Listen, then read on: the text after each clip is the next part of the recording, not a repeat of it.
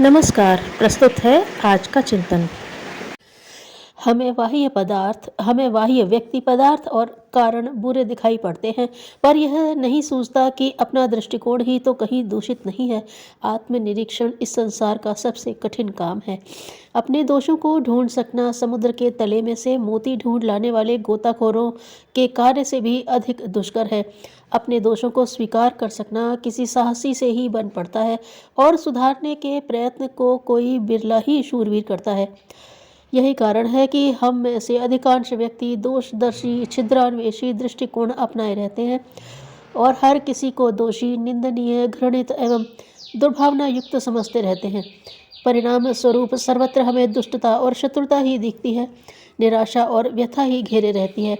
सारे संसार को अपनी इच्छा अनुसार बना लेना कठिन है, क्योंकि यह परमात्मा का बनाया हुआ है और अपनी कृति को वही बदल सकता है। पर अपनी निज की दुनिया को अपने अनुकूल बदल सकना हम में से हर एक के लिए संभव है। जिस प्रकार परमात्मा का बनाया हुआ एक संसार है, उसी प्रकार हर मनुष्य की बनाई हुई भी अपनी एक निजी दुनिया होती है, जिसे वह अपने दृष्टिकोण के हिसाब से बनाता है। उसी में संतुष्ट, असंतुष्ट, खिन्न, प्रसन्न रहता है। यदि कोई चाहे तो अपनी दुनिया को बदल सकता है। दृष्टिकोण के परिवर्तन के साथ साथ यह परिवर्तन पूर्णतया संभव है। सुख के दिन तो प्रसन्नता देते ही हैं, परंतु दुख के दिनों में भी वही प्रसन्नता कायम रहे, वही संतुलित स्थिति जीवन के उद्देश्यों और आनंद की ओर ले जाने वाली होती है।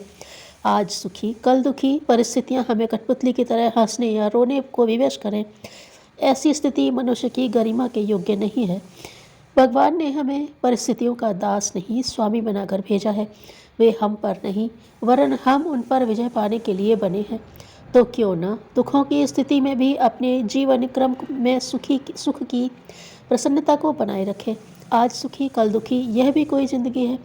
यह याद रखना चाहिए कि प्रतिकूलताएं जीवन में कभी आती ही नहीं, ऐसा कभी नहीं होता है।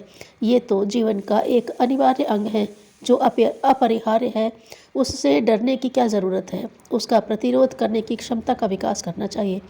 यदि ऐसी पूर्व तैयारी की जा सके तो निश्चय ही कठिन परिस्थितियों के बीच भी धैर्य और संतुलन के साथ समस्वरता का निर्वाह करते हुए जिया जा सकता है। जीवन को और भी हल्का फुल्का सरस जीने योग्य बनाया जा सकता है। मानसिक सरसता हिल मिलकर रहने और सामूहिक जीवन जीने में उपलब्ध होती है। अकेलापन ऐसा है जैसे रेगिस्तान के पेड़। दूसरों के दुख सुख में शामिल होने से जीवन में सरसता बनी रहती है। जो लोग प्रसन्न, संतुष्ट, सुखी हैं, उनके समीप रहने से उनकी प्रफुल्लता अपने हिस्से में आती है। चंदन के नज़दीक उगे हुए पेड़ पौधे अनायास ही महकने लगते हैं। अपने हिस्से का सुख कोई किसी को बांटता नहीं, पर उस वातावरण की सरसता समीपवर्ती लोगों के हिस्से में आए बिना नहीं रहती। जीवन की संरचना समन्वय के आधार पर हुई है। प्रसन्नता को देखकर प्रसन्नता बढ़ती है। जीवन की सफलता असफलता, उत्थान पतन, उत्कर्ष अपकर्ष मनुष्य के विचारों पर ही निर्भर है। जिसके विचार जिस मात्रा में साफ सुथरे, स्वतंत्र और सुलझे हुए होंगे, वह उसी मात्रा में प्रगति पथ पर आगे बढ़ सकेगा। इसके विपरीत जिसके विचार भ्रांतिपूर्ण, जड़ और उलझे हुए होंगे, वह जीवन रथ को जहाँ का तहाँ रोके हुए खड़ा रहेगा।